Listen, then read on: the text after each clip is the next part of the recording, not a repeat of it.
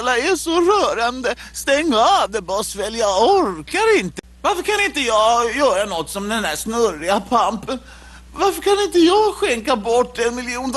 Visst. Men säkert finns det någon fattig kvar. Ja. En utmärkt idé, Boswell. Utmärkt. Jag skänker $1 miljon till den mest behövande personen i stan. Det är mycket deprimerande. Alla är så välmående. Tack, jag vet de gamla glada dagarna under depressionen. Här sitter jag med $1 miljon och ger bort, men ingen är fattig nog. Där är han. Han ska få dem. Stanna bilen, Brinkley. Du där, din trashank. Får jag prata med dig? Jag vill inte åt din peng. Den får du behålla. En skraplott.